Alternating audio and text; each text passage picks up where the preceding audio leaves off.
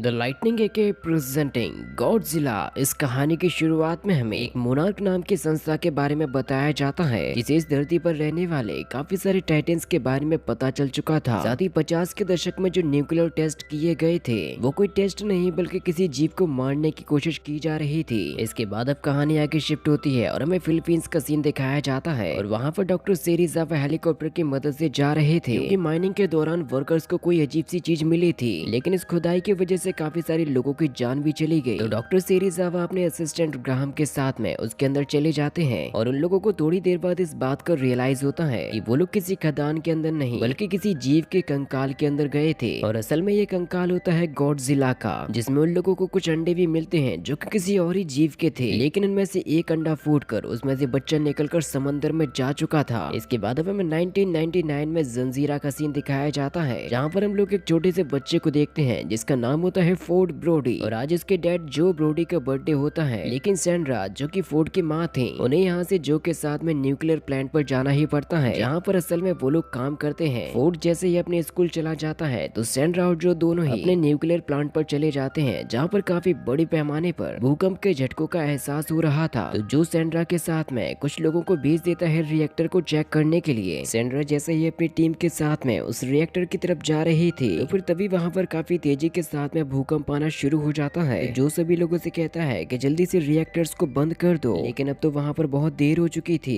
क्योंकि रिएक्टर में दरार आने की वजह से चारों तरफ ही रेडिएशन फैलने लगा था। जो सैंड्रा और उसकी टीम से कहता है कि तुम लोगों को जल्दी से भागकर बाहर आना होगा, लेकिन उन लोगों को आने में बहुत देर हो जाती है और जो को अपने ही हाथों से गेट को बंद करना पड़ता है। और जब सैंड्रा दरवाजे के पास आती है तो जो कुछ भी नहीं कर सकता था सिवाय रोने के, क्योंकि उसकी आंखों के सामने उसकी वाइफ की जान जा रही थी। सैंड्रा जो से कहती है कि तुम हमेशा अपने बेटे का ख्याल रखना। इसके बाद अब प्लांट में से सभी के सभी लोगों को निकाल लिया जाता है और भूकंप के झटकों की वजह से अब वो पूरा प्लांट ही नीचे गिर जाता है। इसके बाद अब कहानी 15 साल आगे बढ़ती है और हमें 2014 का सीन दिखाया जाता है जहाँ पर फोर्ड सैन फ्रांसिस्को में रहते हुए एक लेफ्टिनेंट बन चुका था और आज 15 महीनों के बाद वो अपनी फैमिली से मिलने के लिए जापान जा रहा था। और फोर्ड के घर पर आते ही उसका बेटा सैम और उसकी बीवी एल दोनों ही काफी ज्यादा खुश होते हैं, लेकिन तभी फोर्ड को एक कॉल आता है टोक्यो से क्योंकि वहाँ पर उसके डैड को गिरफ्तार कर लिया गया था। और जब फोर्ड टोक्यो में पहुंचता है तो वो देखता है कि लोग अपने बच्चों को जेल से छुड़ाने के लिए आते हैं, लेकिन उसे तो अपने पिता को जेल से छुड़ाने के लिए आना पड़ रहा है। फोर्ड जब अपने फादर जो के साथ में उनके घर पर पहुंच जाता है तो वो देखता है कि उन्होंने 1999 के उस हादसे से रिलेटेड काफी सारी चीजों को जमा कर रखा था। तो फोर्ड उनसे कहता है कि आप मुझे बताइए कि आप वहाँ पर गए क्यों थे। जो उससे कहते हैं कि मैं केवल अपने घर पर वापस जाना चाहता था क्योंकि मैं जानता हूँ कि वहाँ पर कोई भूकंप नहीं आया था, बल्कि कोई ना कोई ऐसी चीज तो है जिसने मुझसे मेरा सब कुछ छीन लिया और वो पूरी दुनिया से छुपाई जा रही है। तो फोर्ड उनसे कहता है कि मुझे इसकी कोई भी जरूरत नहीं है क्योंकि मैं उस मंजर को भुला चुका हूँ। तो जो फोर्ड से कहते हैं कि तुम चाहे भले ही उसको भुला दो, लेकिन मैं कभी भी उसको नहीं भुला सकता। अगले दिन जब फोर्ड सोकर उठता है तो वो देखता है कि उसके डैड किसी फ्रीक्वेंसी को सुन रहे हैं। जो फोर्ड को बताते हैं कि मैं हर रोज इस फ्रीक्वेंसी को चेक करता हूँ, लेकिन एक हफ्ते पहले मुझे ऐसा लगा जैसे कि कोई जीव किसी दूसरे जीव से बात कर रहा हो और मैं इस सच्चाई के बारे में पता लगा कर ही रहूंगा। और जो फोर्ड को इस बात का भरोसा दिलाने के लिए अपने उसी एरिया में ले जाता है जहाँ पर लोगों का पहले घर हुआ करता था, लेकिन उस जगह को जिस नाम से बंद किया गया है यहाँ पर चारों तरफ रेडिएशन फैला हुआ है, वो तो एकदम गलत बात है क्योंकि रेडिएशन के नाम पर तो यहाँ पर केवल फ्रेश एयर है जिसमें बिना मास्क के भी सांस ली जा सकती है। जिसके बाद फिर जो और फोर्ड दोनों ही अपने घर में पहुंच जाते हैं। तभी जो को पता लगता है कि जिस प्लांट में वो काम करता था अभी भी वहाँ पर काम चल रहा है, यानी कि जरूर कंपनी उनसे किसी बात को छिपाने की कोशिश कर रही है। लेकिन तभी वहाँ पर मोनार्क संस्था की सिक्योरिटी आ जाती है और उन दोनों को ही पकड़ के अपने साथ में ले जाते हैं जहाँ पर एक काफी बड़ी सी चीज रखी हुई थी जो कि अपने आसपास के सारे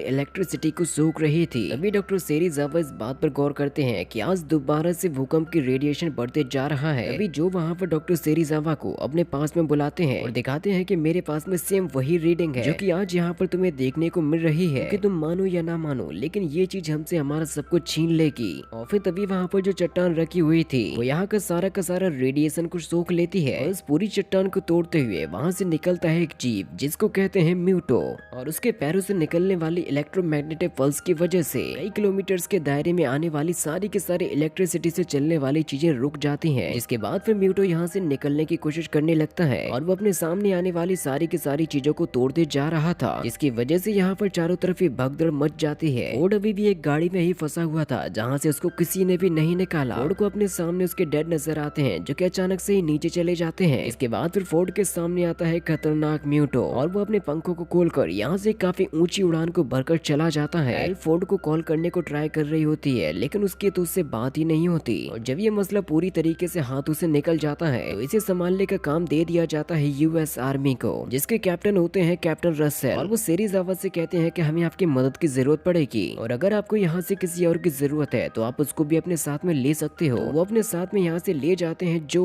और फोर्ड को, लेकिन जो को चोटें आने की वजह से वो बहुत ही बुरी तरीके से घायल हो चुके थे। इसके बाद फिर ये लोग पहुंच जाते हैं यूएस सैराटोगा के ऊपर, जहाँ पर हमें एड्रेनल विलियम को दिखाया जाता है और इस बारे में कहते हैं हम उस जीप को इलेक्ट्रिसिटी से चलने वाली किसी भी वस्तु से नहीं पकड़ सकते क्योंकि उसकी बॉडी से निकलने वाली ईएमपी किसी भी इलेक्ट्रिसिटी से चलने वाली चीज को खत्म करने के लिए काफी है और उसे हाल ही में अभी प्रशांत महासागर के किसी इलाके में देखा गया था। तो रसेल कहते हैं कि उसे जल्द से जल्द ढूंढने की तैयारी की जाए। तभी एडमिरल की वहाँ पर मुलाकात होती है डॉक्टर सेरीजावा से और उन लोगों को खबर लगती है कि जो ब्रोडी की मौत हो चुकी है, जिसकी वजह से उनकी मुश्किलें और भी ज्यादा बढ़ चुकी थी। डॉक्टर सेरीजावा फोर्ड से कहते हैं कि आप हमें वो सब कुछ बता दीजिए जो भी आपके पिता ने आपको बताया हो और वो उसे 1954 के एक वारदात के बारे में बताते हैं जब एक पनडुब्बी ने समंदर में रहने वाले एक विशालकाय जीव को जगा दिया था, जिसकी वजह से रशिया और यूएस ने समंदर में काफी सारे टेस्ट किए जो कि असल में टेस्ट नहीं बल्कि उस जीव को मारने की कोशिश की जा रही थी। और ये जीव उस जमाने का है जब इस धरती पर आज से 10 गुना ज्यादा रेडिएशन पाया जाता था और धरती के ठंडा होने की वजह से जीवों ने अपने आप को म्यूटेट करके समंदर के नीचे रहना शुरू कर दिया। और असल में इस जीव को कहते हैं गॉडजिला, जिसके काफी पुराने पूर्वज का एक कंकाल मिला था जिसे हमें मूवी के स्टार्टिंग में फिलीपींस में दिखाया गया था, जहाँ पर असल में इस म्यूटो के 2 अंडे मिले थे और जो बच्चा वहाँ से निकल भागा था वो असल में पहुंच गया था करीबी न्यूक्लियर प्लांट जंजीरा जापान में, जिसकी वजह से 1999 का वो हादसा हुआ था। तो फोर्ड कहता है कि मेरे पिता ने तो मुझे केवल इतना ही बताया कि शायद ये जीव किसी दूसरे जीव को मैसेज भेजने की कोशिश कर रहा था। डॉक्टर सेरीजावा को लगता है कि शायद वो गॉडजिला को मैसेज भेज रहा हो, लेकिन म्यूटो अपने शिकारी को ही मैसेज क्यों भेजेगा, इसलिए वो लोग जल्द से जल्द म्यूटो को ढूंढना चाहते हैं। इसके बाद फोर्ड यहाँ से निकल जाता है सैन फ्रांसिस्को की तरफ, जिसके लिए वो सबसे पहले जाएगा हवाई। साथ ही वो एल को कॉल करके उसे बता देता है कि वो तो एकदम ठीक है लेकिन उसके डैड नहीं रहे। इसके बाद फिर फोर्ड हवाई में पहुंचकर एक ट्रेन में बैठ जाता है। तभी डॉक्टर सेरीजावा और उनकी टीम को इस बारे में पता लगता है कि हवाई से कुछ दूरी पर एक न्यूक्लियर पनडुब्बी गायब हो चुकी है, जिसको असल में खाया होता है म्यूटो ने क्योंकि वो उसके रेडिएशन को खाना चाहता था। आर्मी जब वहाँ पर पहुँचती है तो उन्हें म्यूटो नजर आ जाता है, लेकिन आर्मी को इस टापू पर रहने वाले लोगों के बारे में भी तो सोचना होगा। साथ ही साथ अब प्रशांत महासागर से एक और जीव इस तरफ आ रहा था जो कि असल में है गॉडजिला। तो डॉक्टर सेरीजावा कहते हैं कि मैं उसको देखना चाहता हूँ। म्यूटो अपने आप को बचाने के लिए अपने पैरों से ईएमपी को छोड़ता है, जिसकी वजह से पूरे हवाई सिटी की बिजली हवाई हो जाती है। लेकिन गॉडजिला के आने की वजह से शहर के अंदर पानी का स्तर बढ़ते जा रहा था। वो जैसे जैसे करके शहर की तरफ आता है शहर में उतना ही ज्यादा पानी भरता है। गॉडजिला जैसे ही सभी के सामने खड़ा होता है उसका साइज करीबन 300 मीटर का बताया जाता है। साथ ही म्यूटो के जाने की वजह से रेलवे ट्रैक भी टूट चुका था, जिसकी वजह से ट्रेन वहाँ से पानी में जाने वाली होती है। लेकिन तभी वहाँ पर एयरक्राफ्ट आकर उस म्यूटो को दूसरी तरफ ले जाते हैं, लेकिन तभी वहाँ पर गॉडजिला आकर उन दोनों की ही फाइट शुरू हो जाती है।